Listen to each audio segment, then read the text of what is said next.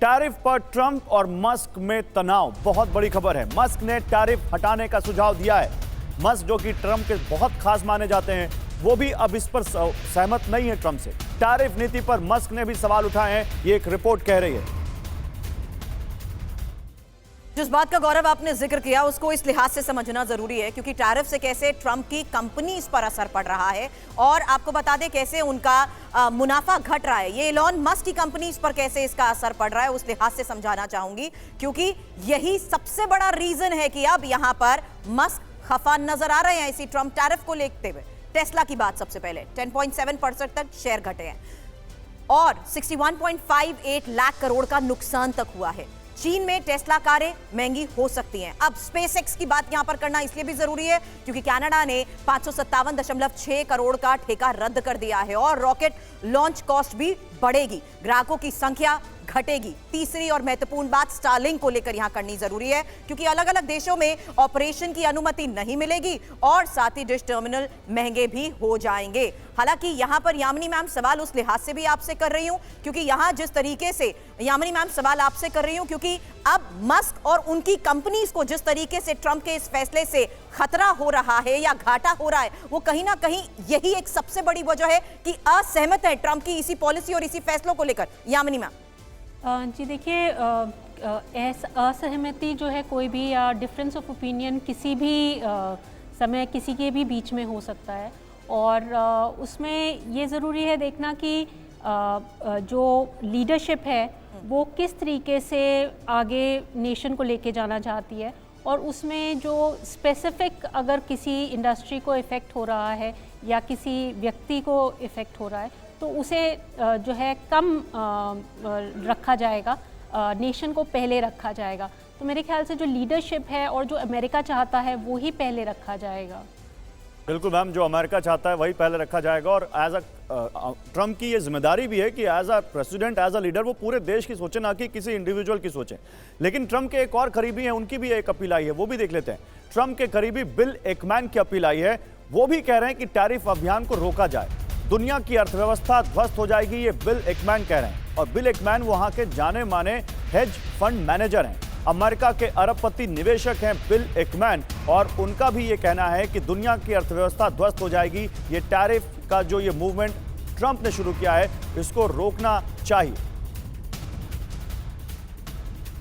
और bill Ekman के बारे में जो गौरव इस वक्त आपको बता रहे हैं, बता दें ट्रंप के ये करीबी हैं और इनकी ये चेतावनी क्या है क्योंकि दुनिया में आर्थिक युद्ध छिड़ सकता है और ट्रंप को टैरिफ पर 90 दिन का विराम लेना चाहिए। हालांकि बातचीत से हल निकाला जाना चाहिए और कामकाजी अमेरिकियों को भी सबसे ज्यादा नुकसान की वो बात कह रहे हैं। अमेरिका की प्रतिष्ठा धूमिल होगी और अमेरिकी प्रतिष्ठा की भरपाई में दशकों लगेंगे। हालांकि मेस्टन सर, आप जब ट्रंप और ट्रंप की नीतियों के बारे में बात करते हैं तो आप जानते हैं कि वो डील करना पसंद करते हैं। क्या टेबल पर लाने के लिए ही वो इस तरीके के फैसले ले रहे हैं कि वो सशर्त टेबल पर होने वाली बातचीत के लिए सामने वाले को राजी कर सके? Meston sir. सुरभि, बिल्कुल।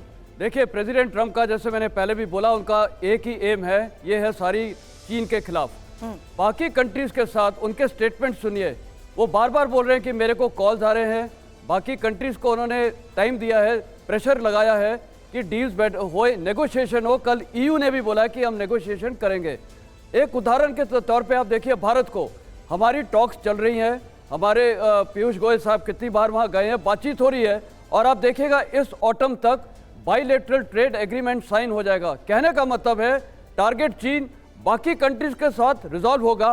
और मैं दीपक वोरा जी के साथ बिल्कुल एग्री करता हूँ कि 6 से 8 महीने तक ये इंस्टेबिलिटी रहेगी। देखिए, अगर वो झटका चीन को लगाया तो बाकी सबको भी थोड़ा फर्क तो पड़ा है, अमेरिका को भी पड़ा है, लेकिन वो इतना फर्क नहीं पड़ेगा। हर देश के साथ नेगोशिएशन होके ये सेटल डाउन हो जाएगा, स्टेबिलिटी आ जाएगी, चीन टारगेट रहेगा और ये भारत के लिए अच्छा मौका है। लेकिन चीन टारगेट रहेगा अगर, मैं बार बार वो पूछ रहा हूं कि दुनिया की 2 सबसे बड़ी इकोनॉमीज अगर लड़ेंगी तो गेहूं के साथ घुन क्यों नहीं पिसेगा? सर गौरव, बिल्कुल आप सही बोल रहे हैं। देखिए, अब यही मैं बोल रहा हूं, मेरा सेंटेंस ये था कि भारत के लिए बड़ा मौका है।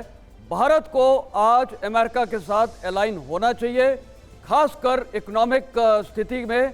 और आज हमारे पास सारी काबिलियत है, मैन पावर है, इकोनॉमिक जोन्स हैं, सब कुछ है, हमारे में पॉलिटिकल विल है, तो क्यों नहीं हो सकता है? तो मेरे ख्याल जो फायदा चाइना को मिलता था वो सारी इन्वेस्टमेंट वहाँ हो रही थी, फॉरेन डायरेक्ट इनिशिएटिव वहां जा रहा था, तो इन्वेस्टमेंट फिर जा रहे चीन थे, के साथ साथ सब कल कुछ। भारत के मार्केट, जापान के मार्केट, सिंगापुर के मार्केट, हर मार्केट क्यों गिरा दीपक वाधवा जी? मार्केट इतना रिएक्ट क्यों कर रहे हैं? गोल्ड इतना नीचे क्यों जा रहा है? गौरव जी, पिछले 4 साल से ना मार्केट ऐसे ही जा रहा था।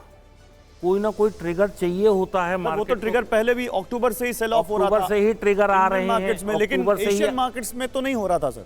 एशियन मार्केट्स भी सारे कल इतना रिएक्ट करके 9% हाँ, क्योंकि जब भी कोई न्यूज आती है, चाइना, जब भी कोई न्यूज आती है, अनसर्टेनिटी बढ़ जाती है, मार्केट एकदम रिएक्ट करते हैं।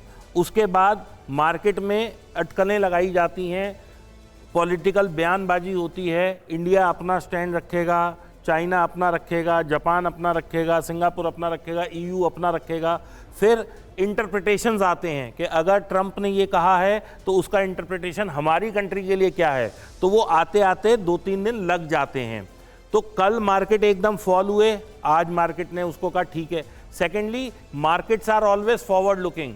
आज हम ये कह रहे हैं कि कहीं बम गिर गया, मार्केट ने उसको रिएक्ट किया, लेकिन कल आ गया कि हमारा भाई खर्चा जो है या जो लॉसेज हैं वो इतने हैं। मार्केट ने ठीक है, इतने लॉसेज हैं, हम एडजस्ट कर सकते हैं, मार्केट आगे बढ़ गया। ओके। और आप एक चीज समझिए गौरव, 1990 की मंदी झेली हम लोगों ने, 1992 का स्कैम देखा, 2000.com बबल देखा, 2008 की मंदी देखी, 16 देखी, 2020 में कोविड देखा। हर परिस्थिति के बाद मार्केट जब ऊपर आ सकता है तो ये तो परिस्थिति कुछ है ही नहीं। It is a very small thing. ये सिर्फ अभी लग रहा है, बट 3 महीने बाद जोरदार शायद तालियां हो ये जाए भाई, हम आप लोग बड़ी फर्क नहीं कंजूसी कर रहे करेगा। हैं तालियों में।